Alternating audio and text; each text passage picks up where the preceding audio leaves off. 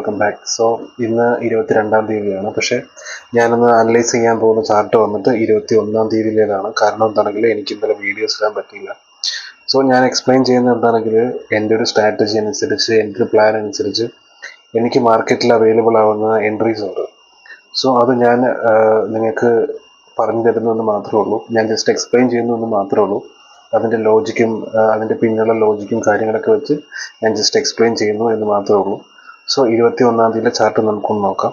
Actually എപ്പോഴും market open ആയി കഴിഞ്ഞാൽ മാർക്കറ്റിൻ്റെ ഓപ്പണായ ശേഷമുള്ള മാർക്കറ്റിൻ്റെ ഹൈയും ലോയും ഞാൻ എപ്പോഴും മാർക്ക് ചെയ്തിടാറുണ്ട്. ആക്ച്വലി എൻ്റെ ഒരു കൺസെപ്റ്റ് അനുസരിച്ചിട്ട് അത് ലിക്വിഡിറ്റി ലെവലായിട്ട് ആക്ട് ചെയ്യും എന്നാണ് എൻ്റെ പേഴ്സണൽ എക്സ്പീരിയൻസിൽ നിന്ന് എനിക്ക് മനസ്സിലായിട്ടുള്ളത്. സോ മാർക്കറ്റ് ഇന്ന് ഓപ്പൺ ആയ ശേഷം മാർക്കറ്റിൻ്റെ ഹൈ ഞാനൊരു ലിക്വിഡിറ്റി ലെവലായിട്ട് കൺസിഡർ ചെയ്തിട്ടുണ്ടായിരുന്നു. ആൻഡ് മാർക്കറ്റ് അതിന് ശേഷം മാർക്കറ്റ് തിരിച്ചു വരികയാണ് ചെയ്തത്. ആൻഡ് മാർക്കറ്റ് അഗെയിൻ ഇതിൻ്റെ ഹൈയിൽ ടച്ച് ചെയ്യുകയാണെങ്കിൽ ഇവിടുന്ന് ഒരു പുട്ട് ബൈ ചെയ്യാനുള്ള പ്ലാൻ എനിക്കുണ്ടായിരുന്നു. ആൻഡ് അഗെയിൻ എന്താണ് നോക്കേണ്ട കാര്യം എന്താണെങ്കിൽ മാർക്കറ്റ് താഴേക്ക് വന്നല്ലോ. താഴെ നിന്ന് എനിക്ക് ഒരു കോൾ ബൈ ചെയ്യാനുള്ള പ്ലാൻ ഉണ്ടായിരുന്നു. ആക്ച്വലി ഞാൻ ഇവിടുന്ന് കോൾ ബൈ ചെയ്തത് എവിടെ നിന്നാണെങ്കിൽ ഈ ഒരു കൃത്യം 9:24 ഫോം ആയിരിക്കുന്ന ഈ ഡോഡ്ജി ക്യാൻഡിൽസ് കണ്ടോ, ഹാമർ ഡോഡ്ജി ക്യാൻഡിൽസ് കണ്ടോ, ഇവിടുന്ന് ഒരു പുട്ട് ബൈ ചെയ്യാനായിരുന്നു എൻ്റെ പ്ലാൻ. അപ്പോൾ നിങ്ങൾ ചോദിക്കും എന്തുകൊണ്ട് മാർക്കറ്റിൻ്റെ ഇവിടുന്ന് ബൈ ചെയ്തില്ല, ഇത് മാർക്കറ്റ് ഇവിടുന്ന് തിരിച്ചു കയറി പോയാലുള്ള എന്തുകൊണ്ട് ഇവിടുന്ന് ബൈ ചെയ്തില്ല എന്ന് ചോദിക്കും. അതായത് 9:19 എന്തുകൊണ്ട് നിങ്ങൾ ബൈ ചെയ്തില്ല എന്ന് ചോദിക്കാം. പക്ഷേ അതിൻ്റെ റീസൺ എന്താണെങ്കിൽ എന്തുകൊണ്ട് ഞാൻ ഇവിടുന്ന് ബൈ ചെയ്തില്ല എന്ന് ചോദിക്കുകയാണെങ്കിൽ ആക്ച്വലി ഇതൊരു ബെയറിഷ് ക്യാൻഡിലാണ്. നല്ല ഹെൽത്തി ആയിട്ടുള്ള ഹ്യൂജ് ബെയറിഷ് ക്യാൻഡിലാണ്. ഇവിടെ ജസ്റ്റ് വിക്ക് ഫോം ആയതുകൊണ്ടോ അല്ലെങ്കിൽ മാർക്കറ്റ് ഇവിടുന്ന് റിവേഴ്സ് ആവുന്നത് കൊണ്ടോ കാര്യമില്ല. പക്ഷേ കാരണം ഇവിടെ സെല്ലേഴ്സ് നല്ലോണം ആക്റ്റീവ് ആണെന്ന് നമുക്ക് മനസ്സിലാക്കാൻ പറ്റും. ബട്ട് ഇവിടുന്ന് മാർക്കറ്റ് റിവേഴ്സായി. കാരണം ഇവിടെ ഡോഡ്ജി ക്യാൻഡിലും ഹാമർ പോലെയുള്ള ക്യാൻഡിലാണ് ഫോം ആയിരിക്കുന്നത്. ഇവിടുന്ന് റിവേഴ്സായി മാർക്കറ്റ് മേലേക്ക് വന്നു. ഇവിടെ ഒരു വിക്ക് ക്രിയേറ്റ് ചെയ്യുകയും ചെയ്തു. ആൻഡ് അഗെയിൻ മാർക്കറ്റ് ഇവിടെ വന്നിട്ട് വീണ്ടും റിവേഴ്സായി.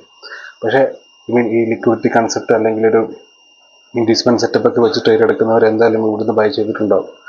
സോ അതുകൊണ്ടാണ് മാർക്കറ്റ് ഇവിടുന്ന് മേലോട്ട് കയറിപ്പോയ ശേഷം മാർക്കറ്റ് താഴേക്ക് വന്നത്. അതായത് ഇവിടുന്ന് ബൈ ചെയ്തവരുടെ സ്റ്റോപ്പ് ലോസ് എടുക്കാൻ വേണ്ടിയാണ് മാർക്കറ്റ് വീണ്ടും അഗെയിൻ താഴേക്ക് തിരിച്ചു വന്നത്. ഓക്കെ, എനിവേ ഒരു സ്റ്റോപ്പ് ലോസ് വന്നിട്ട് ഒരു 6 അല്ലെങ്കിൽ 7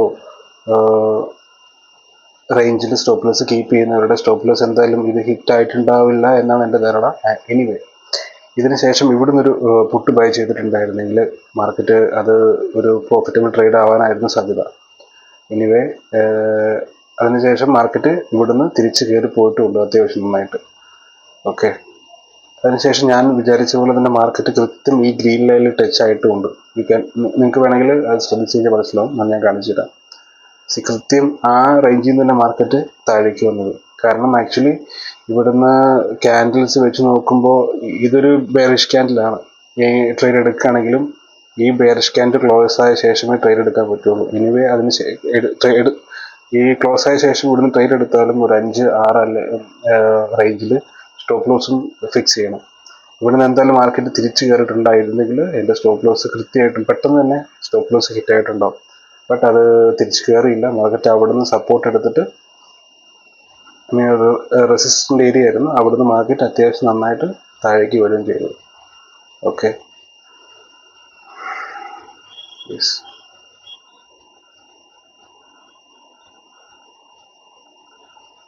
മാർക്കറ്റ് താഴേക്ക് വരികയും ചെയ്തു. അതിനുശേഷം മാർക്കറ്റ് അത്യാവശ്യം നല്ല ബെയറിഷ് ആയിരുന്നു. നിങ്ങൾക്ക് നോക്കിയറിയാം. നല്ല ബെയറിഷ് ആയിരുന്നില്ല മാർക്കറ്റ്. അതിനുശേഷം മാർക്കറ്റ് അവിടെ പോയി ഇവിടെ പ്ലേസ് ചെയ്ത സ്റ്റോപ്പ് ലോസ് ഒക്കെ എടുത്ത ശേഷമാണ് ലിക്വിഡിറ്റി സ്വീപ്പിന് ശേഷമാണ് മാർക്കറ്റ് വീണ്ടും നന്നായി താഴേക്ക് വന്നത്. സോ ഇന്നത്തെ ഡേറ്റ് കൂടെ നോക്കും മാർക്കറ്റ് നല്ല രീതിക്ക് ബെയറിഷ് ആണ്. സോ ഇത് ഞാൻ അടുത്ത വീഡിയോയിൽ എന്തായാലും ചെയ്യാം. ഓക്കെ, ആക്ച്വലി മാർക്കറ്റ് ഇവിടെയുള്ള സ്റ്റോപ്പ് ലോസ് എടുത്തിട്ടാണ് മാർക്കറ്റ് പിന്നീട് നന്നായി തിരിച്ചു പോയിരിക്കുന്നത്. കാരണം ഇവിടെ സ്റ്റോപ്പ് ലോസസ് കുറേ ഉണ്ടാവും, ഇവിടെ സ്റ്റോപ്പ് ലോസസ് കുറേ ഉണ്ടാവും. എല്ലാവരും അവിടെ നിന്ന് ട്രേഡ് എടുത്ത ശേഷം ഈ റീറ്റെയിൽ ട്രേഡേഴ്സ് എന്തായാലും ഇവിടെ എല്ലാവരുടെ സ്റ്റോപ്പ് ലോസ് ഇവിടെ ഹോൾഡ് ആയിരിക്കും. ഓക്കെ, അതൊക്കെ എടുത്ത ശേഷമാണ് മാർക്കറ്റ് ഇന്നലെ തന്നെ എടുത്ത ശേഷമാണ് മാർക്കറ്റ് താഴേക്ക് വന്നത്. ആൻഡ് ഇന്ന് 22-ാം തീയതി കണ്ടിന്യൂസ്ലി അത് താഴേക്ക് വന്നിട്ടുമുണ്ട് എന്തായാലും.